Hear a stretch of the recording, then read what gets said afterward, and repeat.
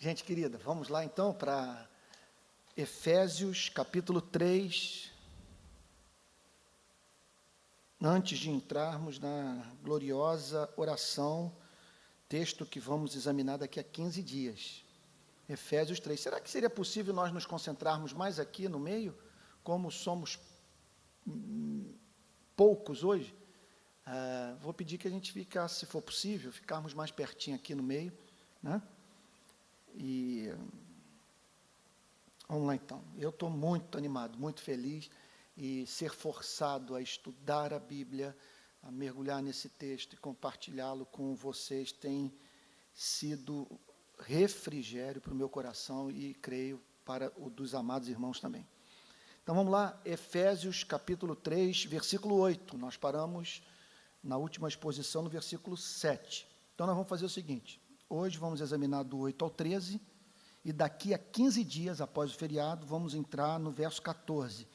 Agora, esse verso 14, né, até o 21, é um negócio tão extraordinário, que eu pediria que nesses 15 dias nós trabalhássemos duro para trazer o maior número possível de pessoas aqui, e eu penso que até mesmo dispensando o momento de perguntas e respostas, e após o exame dessa passagem, nós separarmos um tempo aqui para orar.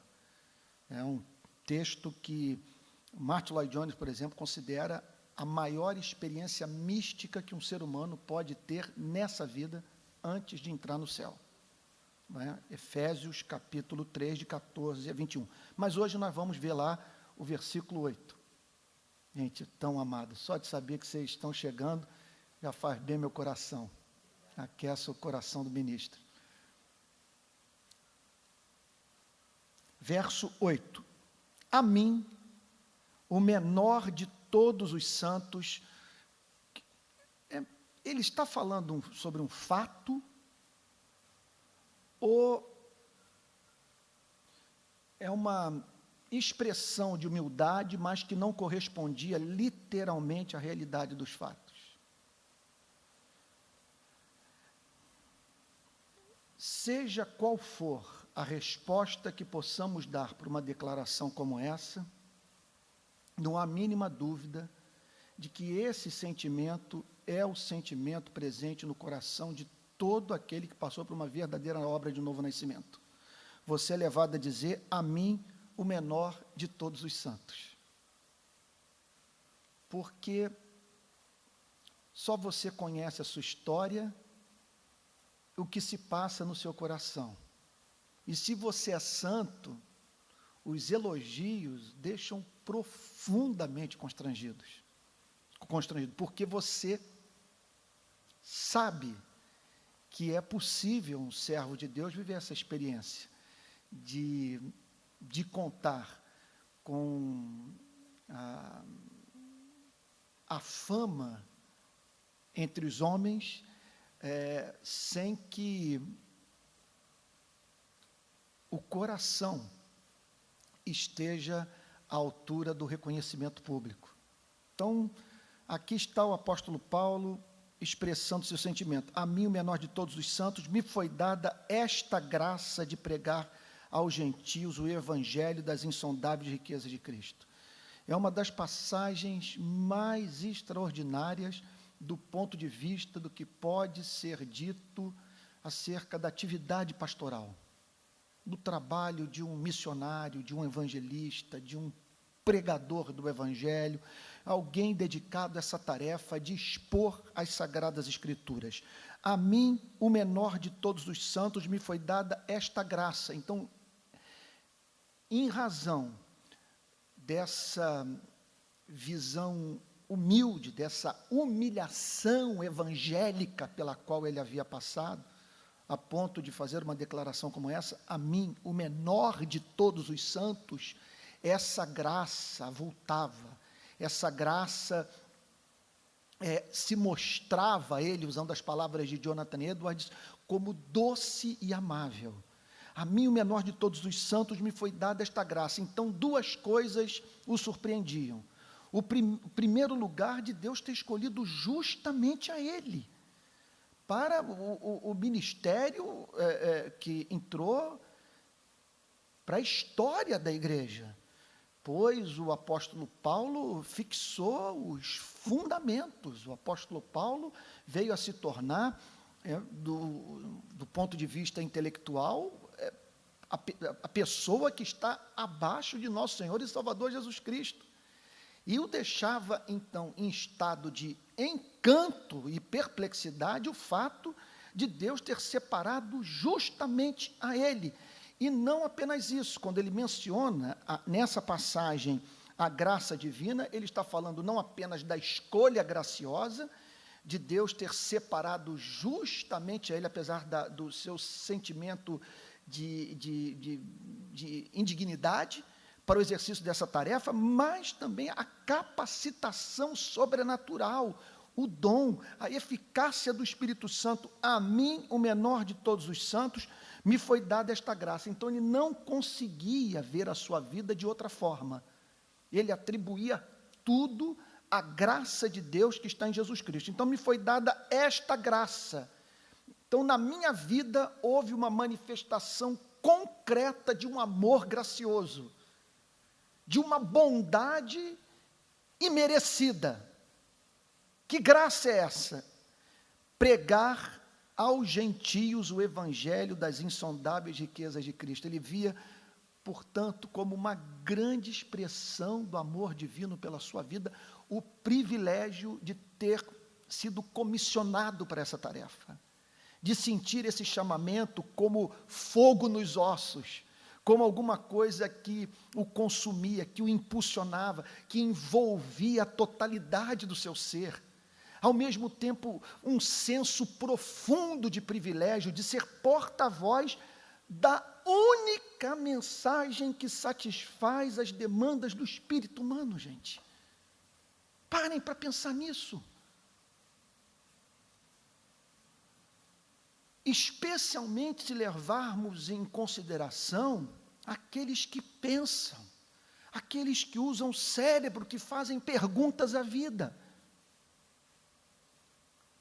Só esse evangelho para pacificar o ser, só esse evangelho para oferecer respostas para todas as objeções que nós podemos fazer à esperança que temos em Cristo. Seja qual for a pergunta que seja apresentada, o ataque que recebamos, o dardo inflamado que seja lançado, nós temos essa armadura, nós temos essa proteção, nós temos esse escudo maravilhoso. Nós temos esse castelo dentro do qual nós podemos nos refugiar. Só o evangelho satisfaz as demandas do espírito humano, mas para muito além de tudo aquilo que um dia podemos pensar. O texto diz, então, me foi dada esta graça de pregar, de ser porta-voz dessa mensagem, de me sentir objeto da presença do Espírito Santo em minha vida, me dando a palavra, dando-me boca de erudito para trazer boa nova ao cansado. Então me foi dada esta graça de pregar aos gentios.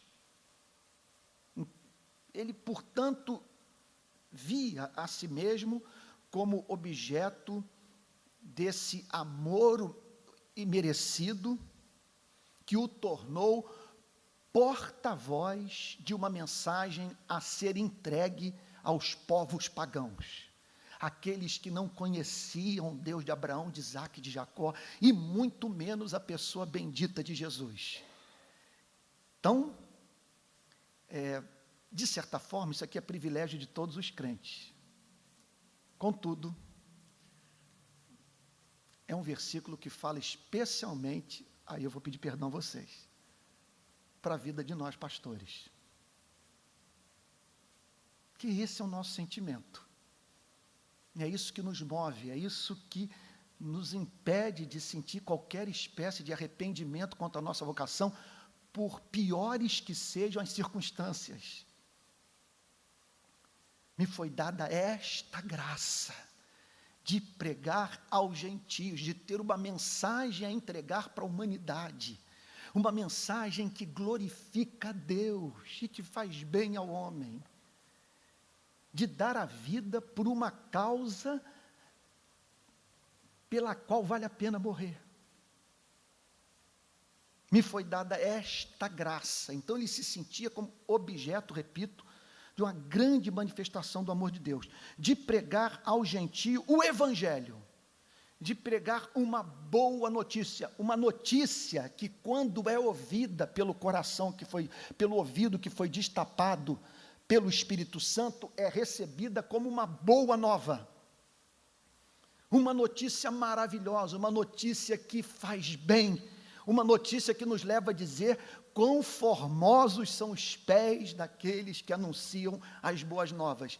E em conexão a isso, ele declara que, através deste evangelho, as pessoas tinham acesso às insondáveis riquezas de Cristo. Insondável significa que está para além do entendimento, não aquém da razão, mas é aquilo que não pode ser perscrutado pelo espírito humano em toda a sua extensão. São riquezas insondáveis, não há como descrevê-las. Que riquezas são essas? Que riqueza? O que nós encontramos em Cristo? Esse é o ponto central e é isso que eletriza o pregador. O que nós encontramos em Cristo que não encontramos em nenhum outro lugar e que pode ser considerado, ser chamado por nós de riqueza. E riqueza incompreensível. Que riqueza é essa? Essa riqueza, não há mínima dúvida, envolve, antes de tudo, a vida do próprio Cristo. Você conhecê-lo, conhecer a alegria dos homens, o pão da vida, o Salvador.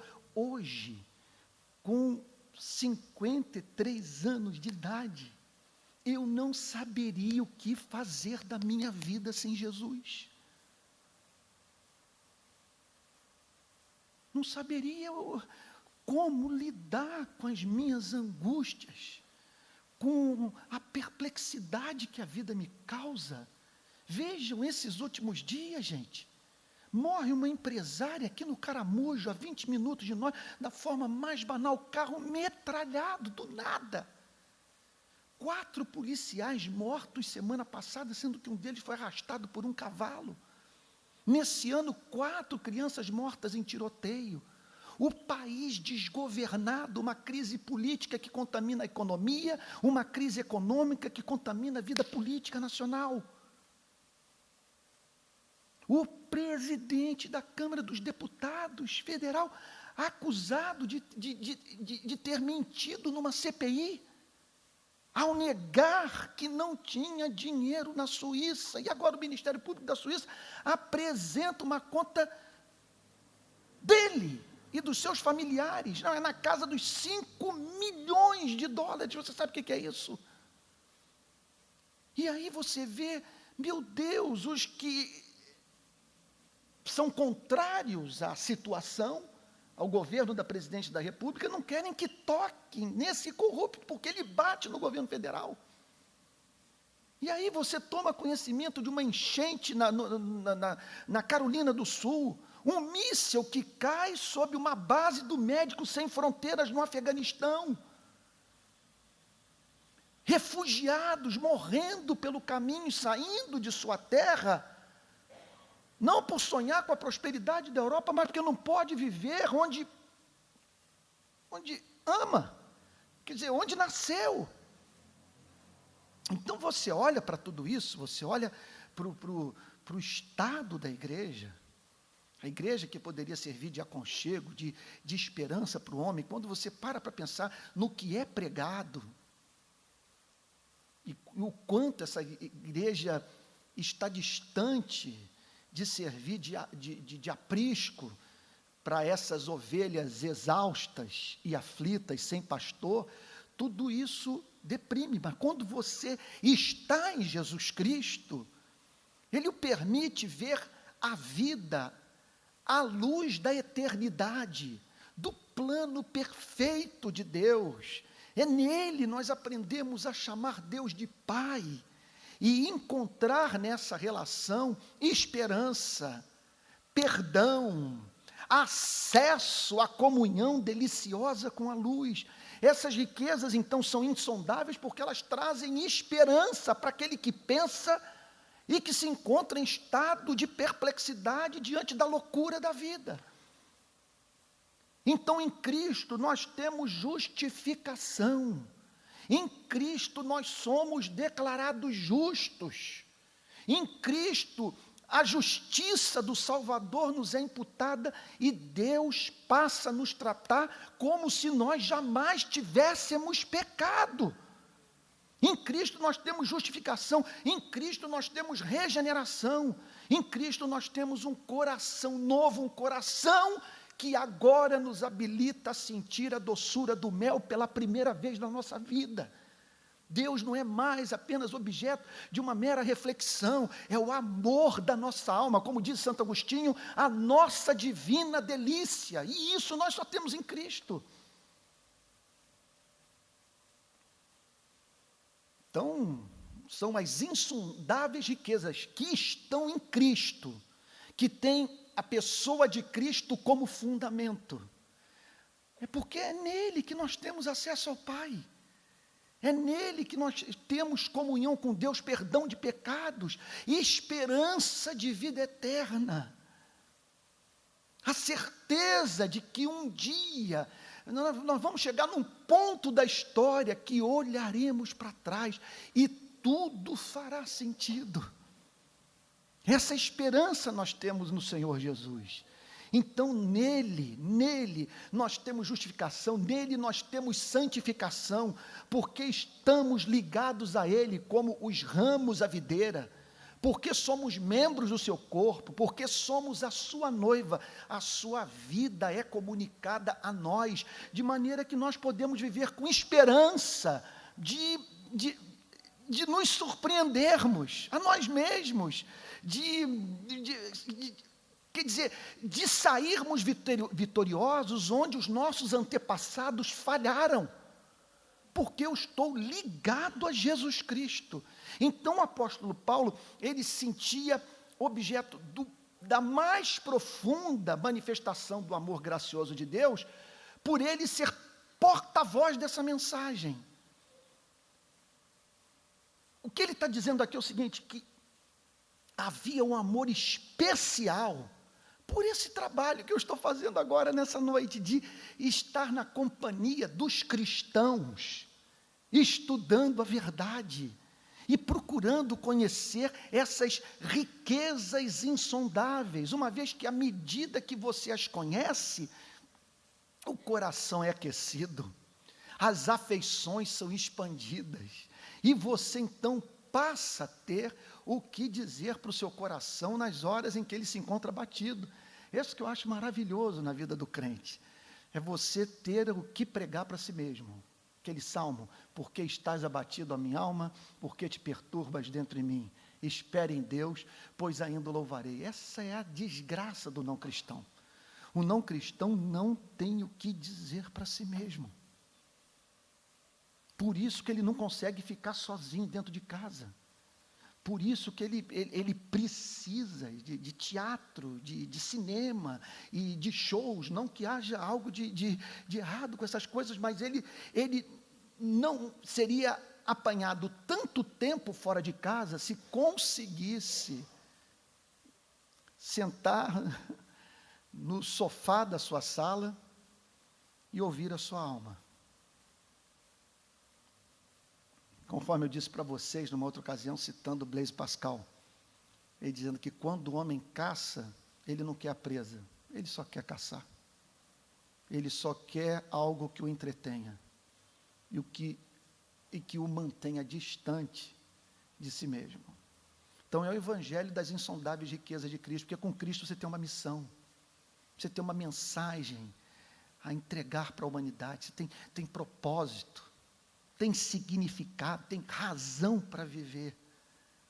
Insondáveis riquezas de Cristo. Então, a que exercício espiritual os cristãos do primeiro século se dedicavam? Os cristãos do primeiro século se dedicavam juntamente na presença dos apóstolos, evangelistas, pastores, ao trabalho de investigarem as insondáveis riquezas de Cristo. Eu faço uma pergunta a você: é essa a nossa conversação? Quando nós subimos a serra, vamos para para uma casa no meio do mato, ou vamos para uma casa de veraneio, de praia, ou quando saímos para jantar com os amigos, esse é o conteúdo da nossa conversa. Esse é o nosso principal interesse quando nos dirigimos para a igreja. É isso que nós esperamos encontrar no púlpito. As insondáveis riquezas de Deus em Cristo Jesus. Então, nesse ponto, é importante que a igreja também corrija as suas expectativas com relação ao púlpito, porque a nossa tarefa é expor de um lugar como esse o evangelho das insondáveis riquezas de Deus em Cristo Jesus. Eu não fui chamado para daqui do púlpito apresentar respostas para os problemas econômicos do Brasil, ou para, apresentar o meu ponto de vista sobre política internacional. Eu não sei nada disso, eu não tenho obrigação de saber mais do que as demais pessoas, e seria até uma impertinência da minha parte ficar tecendo comentários, e que muitas vezes são inúteis, que não mudam nada. O meu trabalho é o trabalho de um especialista.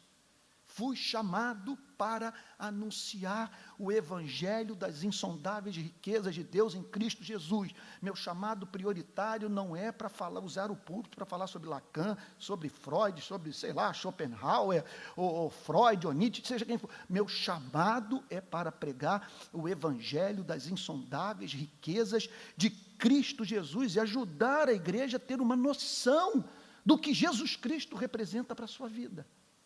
De que nele nós temos mais do que tudo quanto um dia sonhamos. Verso 9. E manifestar qual seja a dispensação do mistério, e tornar claro, e tornar evidente, e trazer luz sobre a administração divina do mistério. Como que Deus, ao longo dos séculos, operou na história, na vida da igreja, revelando a sua vontade soberana ao seu povo. Que vontade é essa? De reunir entre judeus e gentios, um povo para o seu louvor, um povo que haveria de ser chamado por Deus para participar da comunhão eterna, existente entre as pessoas da Santíssima Trindade. Um mistério. Então, o evangelho das insondáveis riquezas de Cristo e manifestar e tornar claro qual seja a dispensação, a forma mediante a qual Deus administrou a comunicação desse mistério. O seu cumprimento efetivo, desde os séculos oculto em Deus. Então, era uma coisa que Sócrates, Platão e Aristóteles não podiam investigar. Era uma informação que o contato, que o raciocínio lógico, que a investigação, que a meditação sobre o curso dos astros, não permitia ao homem ter acesso. Tratava-se de um mistério oculto em Deus. Então, o que essa passagem está nos ensinando, e aqui a teologia e a filosofia tem que ajustar o discurso, porque não deixa de ser racional o que está sendo dito. Porque se racionalmente falando, eu estou convencido da autoridade de quem fala, é racional eu crer no que esta mesma pessoa está falando, ainda que para a sua afirmação eu não tenho uma evidência empírica. Eu não posso aprová-la num tubo de ensaio. Agora, não há a mínima dúvida que a teologia do Novo Testamento reconhece que a igreja lida com uma espécie de informação que é revelada. É o mistério oculto, diz o texto, oculto desde os séculos na pessoa do nosso Deus. É alguma coisa que Deus decidiu revelar ao seu tempo com sabedoria, operando na história, passo a passo, ao longo dos séculos, de maneira que quando seu Filho se manifestasse, esse segredo glorioso pudesse se tornar do conhecimento dos homens e dos anjos, e manifestar qual seja a dispensação do mistério. Então, entendam o que o texto está dizendo. Quando os cristãos primitivos se reuniam para adorar a Deus, esse era o tema dos seus cultos. Investigar o mistério, meditar sobre as insondáveis riquezas de Deus em Cristo Jesus e delas se apropriar. A linguagem era evangélica. E os interesses eram interesses que tinham relação com esse mundo que poderíamos chamar de um mundo do espírito.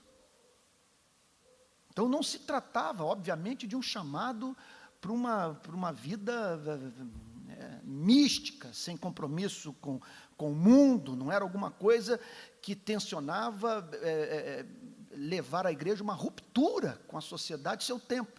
Mas não há mínima dúvida que eles entendiam que estavam de posse de uma informação que deveria ser explorada, investigada pelos cristãos. Então, notem que aqui está o apóstolo Paulo dizendo: fui chamado para pregar para vocês o evangelho das insondáveis riquezas de Cristo Jesus. Olha, gente, foi o que eu li hoje à tarde, mais uma vez, no grande Martin Lloyd Jones, ele falando, olha, resumir essa fé, pregação de moralidade, não é pregar o evangelho. O objetivo não é tornar o homem casto ou abstêmio. O objetivo é mostrar a ele como que ele pode se reconciliar com seu Deus, como finalmente, palavras de Lutero, ele pode encontrar um Deus que seja digno do seu amor, um Deus que o cure da fobia do sagrado, um Deus que lhe seja atraente. E o apóstolo Paulo se deleitava nesse exercício, e manifestar qual seja a dispensação do mistério desde os séculos oculto em Deus, que criou todas as coisas. Então, ele apresenta aqui o Deus da criação, o Deus da providência, o Deus da revelação, o Deus soberano, que pelo poder da sua palavra deu uma ordem ao nada, a fim de que dele surgisse a vida, e um Deus que tem seus planos, que tem seus decretos, que tem seus propósitos eternos, e que, segundo a sua sabedoria infinita, ao longo dos séculos, vai operando na história, a fim de que o seu plano eterno se cumpra. E qual é o plano de Deus para a história? Ao qual tudo que ele faz na vida é subserviente. É a formação de um povo que possa amá-lo, com o qual ele possa se comunicar, que conheça a alma do seu Criador e que se torne objeto do amor complacente de Deus. Os puritanos costumavam, especialmente Jonathan Edwards, a fazer uma diferenciação entre o amor benevolente de Deus e o amor complacente, o que os levava a fazer duas afirmações aparentemente contraditórias, que Deus ama a todos e que Deus não ama a todos. Como é que Deus pode amar a todos e não amar a todos ao mesmo tempo? Então eles diziam o seguinte, que do ponto de vista do seu amor benevolente, Deus ama a todos. O amor benevolente de Deus é aquele que o leva a tratar as suas criaturas com bondade. Amor benevolente. Então, ele ama todos.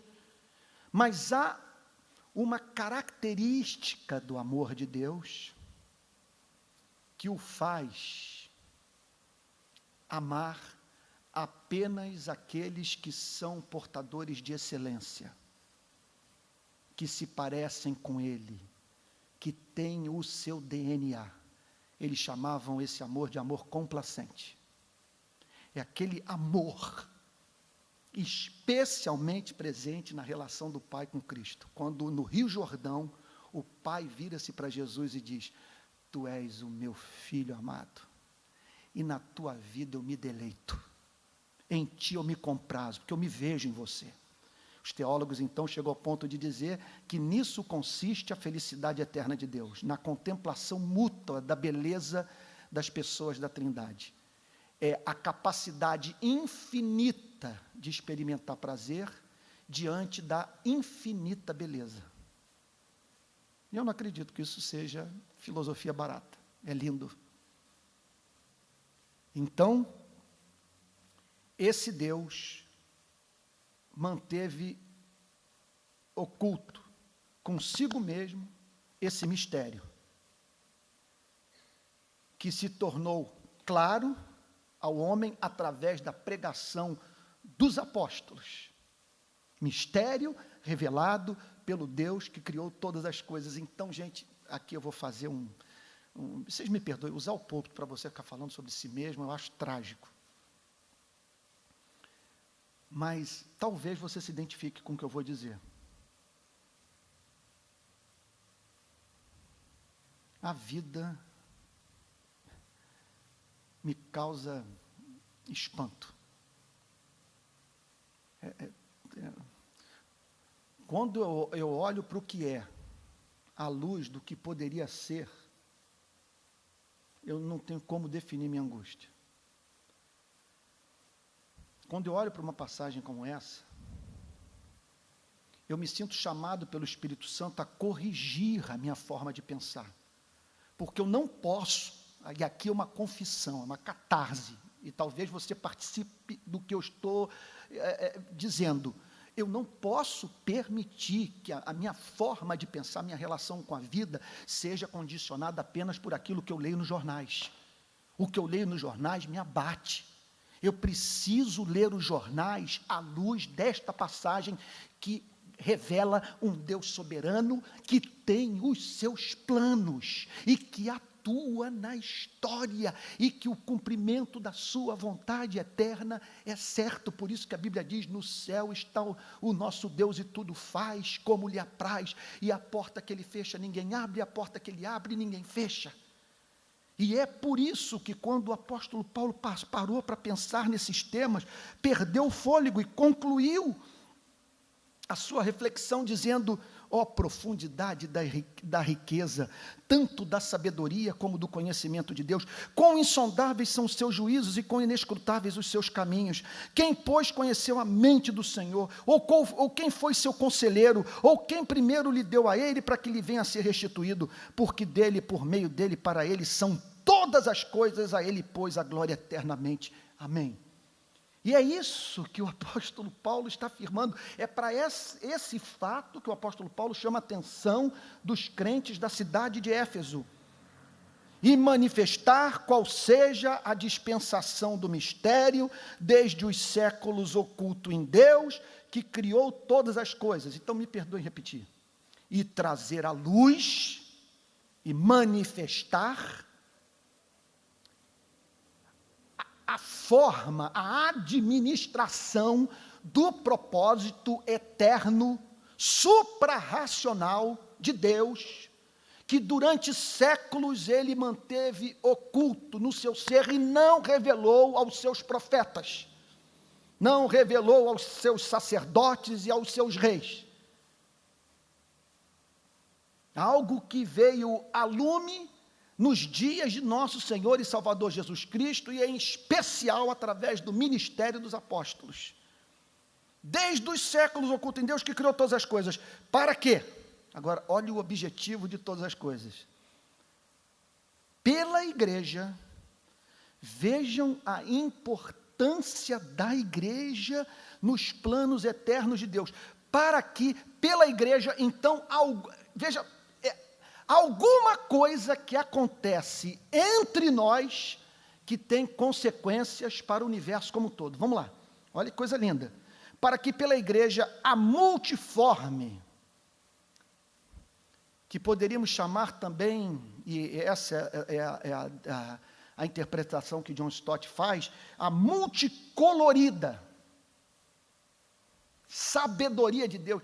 O que é a sabedoria? A sabedoria é a capacidade de aplicar o conhecimento à vida. Tem gente que tem conhecimento, mas não tem sabedoria. Tem conhecimento, mas não sabe o que fazer com ele.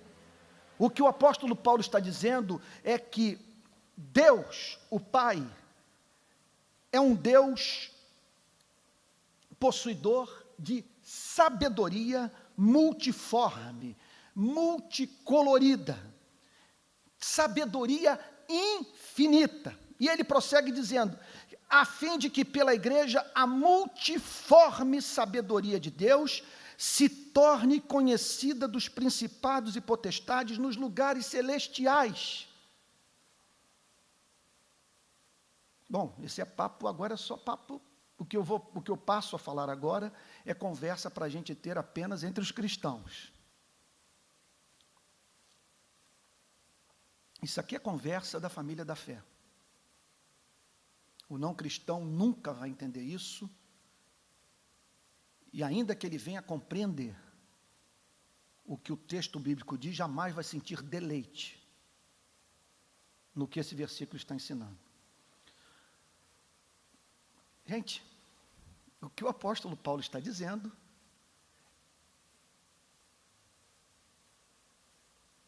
é que nós somos atores de um grande espetáculo que chama a atenção dos anjos. Que os principados e potestades, gente, está na Bíblia, estão atentos ao que se passa na igreja. É de perder o fôlego, nessas horas a gente se emociona, que é muito glorioso.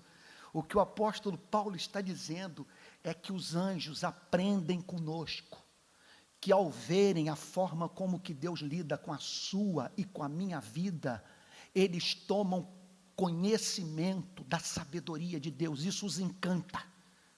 A forma, o que o apóstolo Paulo está dizendo é que a forma como que Deus lida conosco surpreende os anjos e faz com que eles conheçam a Deus e se deliciem mais no conhecimento do caráter do nosso Deus.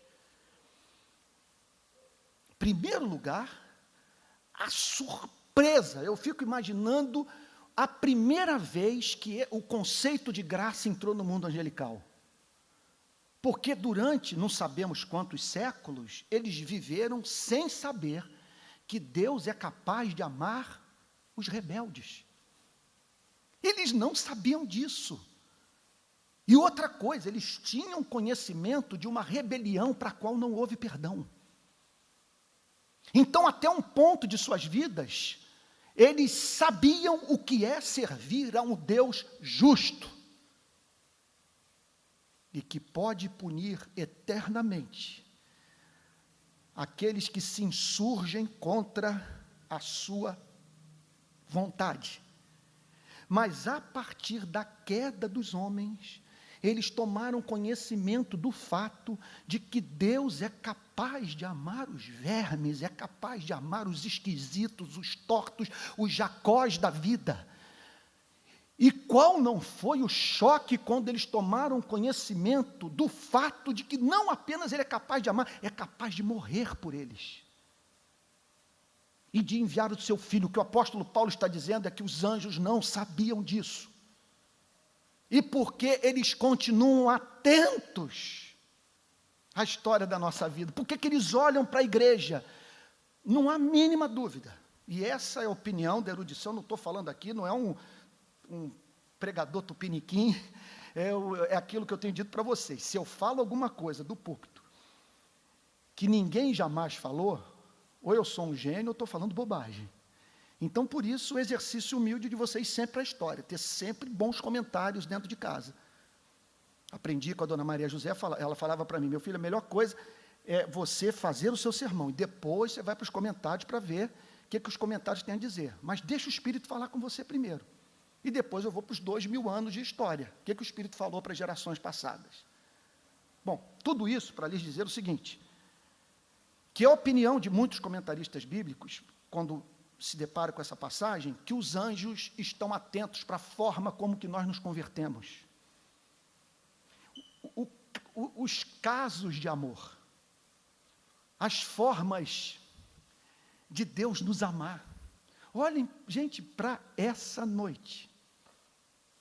A história lá do paraense, Josué Rodrigues, que foi alcançado de uma forma totalmente distinta da forma que os amadíssimos aqui, Theo e Cessé, foram alcançados filhos de missionários. E eu, filho de policial. Os anjos olham para esses caminhos, a forma como que a providência nos socorreu, como essa graça nos alcançou, como o perdão foi ministrado, como Ele nos socorreu nas lutas, como Ele revelou o seu amor por nós, as orações ouvidas, os sonhos realizados, as batalhas que nos sobrevieram e que acabaram se transformando em verdadeiros tiros pela culatra, o inimigo se levantando para nos destruir, e Deus usando do sofrimento para nos santificar.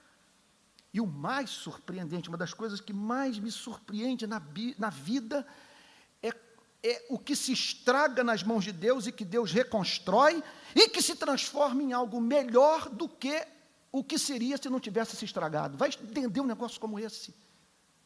É um grande mistério. E o que o apóstolo Paulo está dizendo para os Efésios é o seguinte, para que pela igreja, pelo que é pregado, outra coisa, os anjos estão de olho na pregação, não há mínima dúvida. Porque quando o pregador prega, o Espírito Santo assessora e pode sair da sua boca aquilo que os anjos anelam perscrutar, porque eles não são oniscientes, eles não têm todo conhecimento, mas são excelentes, são santos, e eles têm prazer em meditar sobre esse amor, sobre essa multiforme sabedoria. É impossível pregar sem se emocionar. Para que pela igreja a multiforme sabedoria de Deus, então chama a atenção dos anjos a forma de Deus aplicar o seu conhecimento à vida. Na igreja, se torne conhecida agora, nesse exato momento, dos principados e potestades, desses seres que têm autoridade, que têm poder, e que habitam nos lugares celestiais. Então, qual a afirmação, qual é a conclusão que nós chegamos? O que acontece aqui é do conhecimento desse mundo.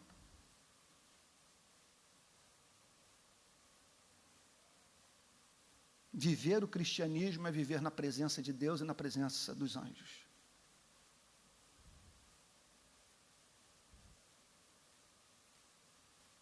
E seres invisíveis, pessoais, santos e inteligentíssimos, segundo o Novo Testamento, acompanhando passo a passo o desenrolar da nossa vida. Porque momento a momento, mediante a forma de Deus nos amar, eles são tomados de êxtase, de encanto e de louvor, por verem um Deus tão dedicado a seres tão pequeninos. Você imagina, gente, o que significa para esses seres, com 100 vezes mais cérebro do que Einstein,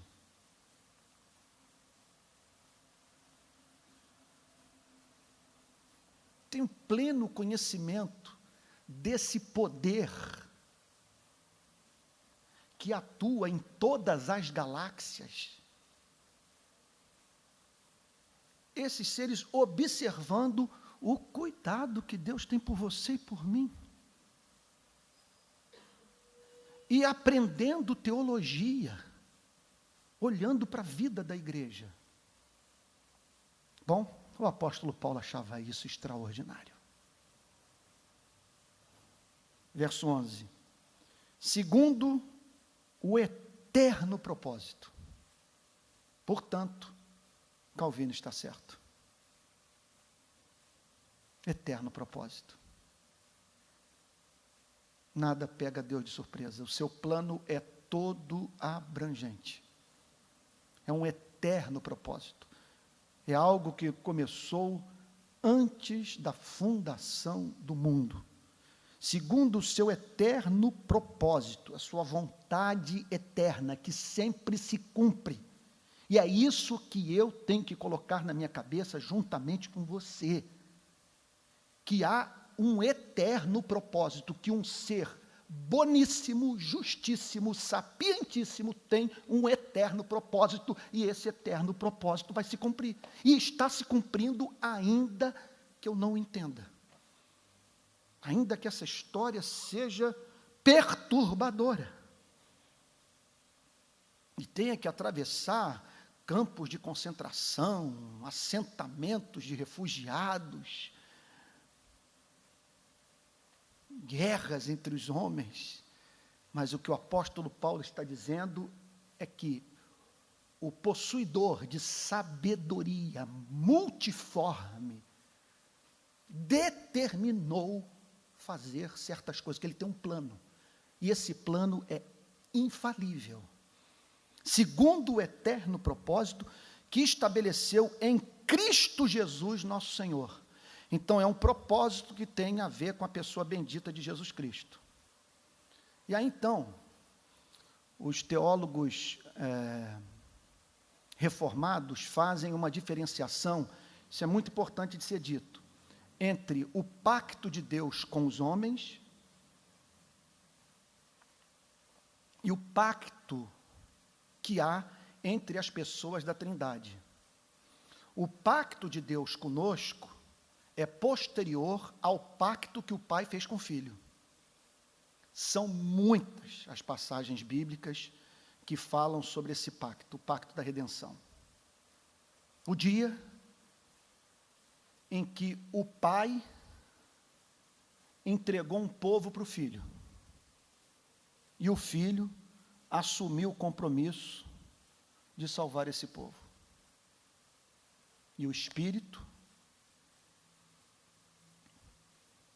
em sujeição à vontade do Pai e do Filho, assumindo a tarefa de aplicar na vida dos eleitos os benefícios do sacrifício de Jesus Cristo. Então, é um eterno propósito que tem a ver com a vida de Jesus Cristo. Então, esse eterno propósito, talvez, ele seja melhor, mais bem revelado, através da pregação do próprio Cristo. Quando Cristo, por exemplo, faz essa oração, em João capítulo 17, verso 6, manifestei o teu nome aos homens que me deste do mundo. Eram teus. Tu nos confiaste, e eles têm guardado a tua palavra. Agora eles reconhecem que todas as coisas que me tens dado provêm de ti, porque eu lhes tenho transmitido as palavras que me deste, e eles as receberam, e verdadeiramente conheceram que saí de ti, e creram que tu me enviaste. E aí a bomba atômica. Verso 9. É por eles que eu rogo. Não rogo pelo mundo, mas por aqueles que me deste, porque são teus. Há uma passagem talvez mais forte do que essa. No próprio Evangelho de João, no capítulo 6. Meu Deus, isso aqui é alimento só para o crente. Isso aqui é só para os experimentados. Verso 35, João 6. Declarou-lhes, pois, Jesus: eu sou o pão da vida. O que vem a mim jamais terá fome. O que crê em mim jamais terá sede. Agora, quem vai a Cristo? Quem, na sua sede, procura o Salvador? Olha a resposta. Porém, eu já vos disse que, embora me tenhais visto, não credes. Todo aquele que o Pai me dá, esse virá a mim. E o que vem a mim, de modo nenhum o lançarei fora. Porque eu desci do céu não para fazer a minha própria vontade, e sim a vontade daquele que me enviou. E agora, mais uma vez, meu Deus, aqui as trombetas tocam. E a vontade de quem me enviou é esta, que nenhum eu perca de todos os que me deu. Isso é anterior a Adão e Eva. Pelo contrário, eu o ressuscitarei no último dia. Está falando sobre qual doutrina? Doutrina da predestinação. Por isso que Agostinho, essa frase de Agostinho, aquela, Estel, que você ouve o pregador proferir, você fala, por que não saiu de mim? Tem uma música do Milton Nascimento que ele diz isso, né? Certas canções que ouço devem estar dentro de mim e perguntar carece como não fui eu que fiz. E tem uma frase de Agostinho, que é essa, eu falei, meu Deus, isso tinha que ter saído da minha boca antes. Tem várias, né? Tu nos criaste para ti, o nosso coração só encontra descanso quando descansa em ti. Ou então a oração, dá-me a ti mesmo, pois sem ti, ainda que me desses tudo quanto fizestes, os meus desejos não ficariam satisfeitos. Mas tem uma, gente, que é de arrepiar. Que tem íntima relação com uma oração que ele fez. Dá-me a castidade, mas não agora. Ou então, dá-me o que me pedes, então peça o que quiseres. Qual é a frase? Deus, está preparado aí na cadeira? Está seguro? Deus não está em busca do objeto do seu amor. Ele o cria. Nós só o amamos porque ele nos amou primeiro. E é isso que o apóstolo Paulo está dizendo aqui. Segundo o eterno propósito que estabeleceu em Cristo Jesus, nosso Senhor. Aí nós entendemos, viu, Cecé? Por que você está aqui sendo filho de pastor ou filho de policial? Quantos filhos de pastores que não se perderam? Quantos filhos de policial que receberam a educação que eu recebi? Não vou mencioná-la, que não vai edificar os irmãos, também se perderam. Mas no nosso caso, esse mistério. O sol que amolece a cera endurece o barro. No nosso caso, essas experiências, as mais diferentes experiências de vida, a providência divina usou para nos salvar. E por quê? Por causa de um eterno propósito. Porque nós fomos dados pelo Pai ao Filho. E o Filho assumiu a incumbência de nos salvar. Por isso, versos 12 e 13, é que eu termino. Pelo qual, por quem? Pelo qual quem? Por Jesus Cristo, temos ousadia. Ele agora começa a falar de oração. Porque o que ele está dizendo é o seguinte, que o objetivo desse plano é uma vida de oração. E essa vida de oração tem que ter como fundamento, quer dizer, por ter como fundamento a graça, tem que ser ousada. Aí eu procurei entender o significado, consultando a história da interpretação desse, o que significa temos ousadia. Ele está falando de uma compreensão do amor de Deus que está em Cristo, que nos leva a entrar em oração sem o temor de não sermos ouvidos. É a completa falta de receio. É a dúvida que é banida do coração. É uma ousadia. Isso é algo maravilhoso. Então, por causa dessa obra, nós temos ousadia e acesso com confiança. com absoluta certeza de que nós seremos acolhidos mediante a fé nele. Mediante a fé nele. Não é porque ele é bom, mas porque nós estamos em comunhão com ele através da obra sacrificial de Cristo, mediante a fé. Quer dizer, mediante a fé, o que é essa fé? É uma confiança. Confiança no amor de Deus que está em Cristo. Essa confiança do amor de Deus que está em Cristo nos leva a orar com ousadia e com certeza de que a nossa oração é música para o ouvido de Deus. É isso que o texto está dizendo. O que o apóstolo Paulo afirma, portanto, é que todo esse plano eterno, que ele descreve, esse mistério oculto, o que ele chama aqui de eterno propósito que estabeleceu em Cristo Jesus, tem como objetivo nos levar para uma vida de oração, para o principal exercício da alma regenerada, que é a comunhão com Deus. Sendo assim, lembra o grande Martin Lloyd Jones que nós nunca devemos começar a oração sem meditação, sem usar o cérebro, sem parar para pensar no que nós estamos fazendo, jamais começando com os nossos problemas, sempre começando com reflexão, com teologia, e em seguida com ações de graças. E isso por quê? Porque nós podemos orar como os pagãos. Deus nos chama para orar como os cristãos, e uma característica da oração cristã é a confiança. É a ousadia. Por que é ousadia? Por que ousadia? Porque, gente, ilude-se quem pensa que orar é algo simples. Veja, não é simples a comunhão de um ser rebelde que pecou com um ser santo. Se nós formos para o Antigo Testamento, nós vamos encontrar aquela história lá do templo, a história do tabernáculo. Aí eu pergunto a vocês, por que aquelas divisões todas? Por que aqueles sinos amarrados nas vestes do sumo sacerdote?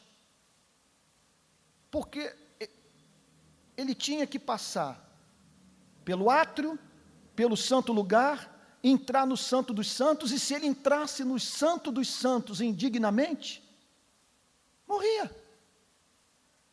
Daí a alegria do povo quando ouvia o barulho dos sinos nas vestes do sumo sacerdote. Escapou ileso da presença de Deus. E aí, ao falar nos termos da nova aliança, por isso que a palavra é essa, é ousadia, porque é muita ousadia hoje, você entrar no santo dos santos, você entrar na presença de um ser santíssimo, sendo você pecador, e com a certeza de que será acolhido por ele, tal como um pai acolhe um filho. É lindo. E o texto conclui dizendo, portanto, esse portanto é fundamental. Sendo assim, como tudo isso é verdade, eu peço a vocês que não desfaleçam, não percam as forças, não desanimem por causa das minhas tribulações. Não pense que Deus nos abandonou. Não pensem que a história está nas mãos do acaso, que a vontade de Satanás no final prevalece. Não desfaleçam nas minhas tribulações, não sejam tomados de excessiva tristeza, não fiquem com pena de mim. Por quê? Porque essas tribulações que eu atravesso, que eu sofro, são por amor a vocês, e nisto está a glória da igreja. Porque através dessas tribulações vocês são encorajados, vocês são santificados, e é justamente por conta desse preço que eu estou pagando, que o evangelho das insondáveis riquezas de Deus em Cristo Jesus chegou até vocês. Então não fique, olha aqui, sob que perspectiva esse homem viu os sofrimentos da sua vida. Eu estou preso, mas não quero ninguém com pena de mim, porque eu sou prisioneiro de Cristo. E a meta da minha vida não é ganhar o mundo, é servir o Evangelho. E a minha prisão está sendo usada por Deus para glorificar o seu nome. Então não quero que vocês desfaleçam. Porque, ele conclui, nisto está a vossa glória. Foi esse o caminho que Deus decretou para que vocês conhecessem as insondáveis riquezas de Deus em Cristo Jesus. Foi me usando, tal como o Pai usou o Filho, como sacrifício em favor de vocês. No caso do Filho, sacrifício vicário, morte substitutiva. No meu caso, o sacrifício em amor, a vida que se doa, a fim de que, através dela, o propósito eterno de Deus se cumpra na vida da igreja, para o espanto dos principados e potestades. Então o apóstolo Paulo via a si mesmo naquela prisão, sob a perspectiva dos principados e potestades. E eles olhando para aquele vermezinho de Jacó, e testemunhando do que os anjos eleitos jamais viveram. No inferno, esse ser que urina defeca, de carne e osso, esse ser frágil, dizendo, eu sou prisioneiro de Cristo Jesus. E os anjos em estado de perplexidade, por saberem que nenhum homem consegue viver essa vida sobrenatural, se não for pelo Espírito.